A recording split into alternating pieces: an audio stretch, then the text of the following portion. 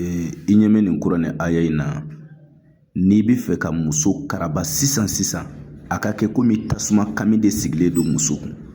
N'a m'i ye a kana se ka jɔ, a kana se ka sigi. Kuranɛ aya in de b'a kɛ. Wallahi billahi n kalina ala la, n bɛna nin di cogo min f'i ye sisan n'i y'a kɛ, diɲɛ muso o muso n'i y'a k'a la a bɛ k'i sago ye, a tɛ se ka fosi de bɔ e ta la. I y'a faamu? I b'i jija, i bɛ murukɔrɔ ɲini. N'i ye murukɔrɔ sɔrɔ, i b'a sɛbɛn a sanfɛ fi samumin wa hamimin. Fi samumin wa hamimin. I b'a sɛbɛn murukɔrɔ sanfɛ. Mimu 4 min b'a kɔnɔ, i b'o mimu 4 kɔnɔ bonye. I bɛ muso tɔgɔ don a kɔnɔ. O tuma i bɛ sɔrɔ ka tasuma kɛ furunɛ kɔnɔ sisan. N'i ye tasuma kɛ furunɛ kɔnɔ, i bɛ don n'a ye so kɔnɔ, i bɛ murukɔrɔ in da o tasuma sanfɛ. I bɛ kɔlɔsi ta, i b'i sigi. I b'a wurudi fi samumin wa hamimin siɲɛ 1111.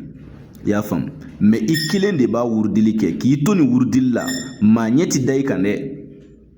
I y'a faamuya? O tuma na o y'a wurudili nasira ye. Maa min bi fɛ k'a nasi bɔ k'a utiliser, n bɛn'o fɛnɛ f'i ye. I b'i jija, yiri dɔ bɛ yen, u b'a fɔ a ma ko timitimini. I bɛ timitimini ɲini, i bɛ fi samumin wa hamimin, i b'a sɛbɛn siɲɛ 77, i b'a nasi bɔ. O y'a sɔrɔ i y'i tɔgɔ ni muso tɔgɔ don mimu 4 kɔnɔ. I bɛ timitimini mugu ɲini k'o k'a la ani parfum musku. Sɔgɔma o sɔgɔma e ka to k'o mun. Wallahi o muso kelen o tɛ se ka fosi bɔ i ta la. En tant que a ɲɛ bi da i kan fo lahara a tɛ se k'i jafa. I y'a faamuya? O tuma o kɔfɛ, maa minnu bi fɛ ka nafolo yɛrɛ sɔrɔ ni ala ka kuranɛ ye, conséquence tɛ min na, sitanɛ baara tɛ. Nafolo jɛlen e bi fɛ k'a sɔrɔ ni ala ka kuranɛ de ye. Suratul waqi'a don, ni sura kelen de b'a kɛ billahi. I y'a faamuya? Ale iza wakati, ale saraka ye sɛ jɛma den 3 de.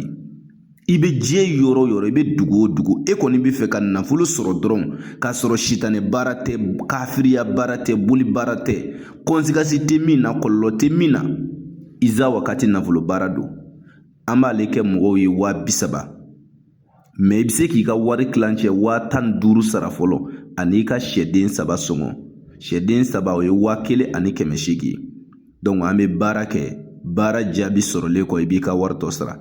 I bɛ diɲɛ yɔrɔ o yɔrɔ, i bɛ dugu o dugu, n'i bɛ fɛ ka iza wakati nafolo baara kɛ, i bɛ se ka weleli kɛ an ka numéro la +223 72 24 02 98. N'i ye weleli kɛ o numéro in na, i ni Konate yɛrɛ bɛna ɲɔgɔn sɔrɔ. I kɛra diɲɛ maa o maa ye, n'i bɛ fɛ ka iza wakati baara kɛ, e kɔni bɛ fɛ ka nafolo yɛrɛ de sɔrɔ, wallahi a dalilu bi kuranɛ kɔnɔ, iza wakati don. Taa kana t'a la, n'i y'a kɛ a bɛ kɛ. I y'a faamuya? O tuma n bɛ dugawu kɛ bɛɛ ye, maa minnu ka sababu b'an bolo, ala k'olu ɲɛsin an ma, ala k'o kɛ alaya kama, sɔli ala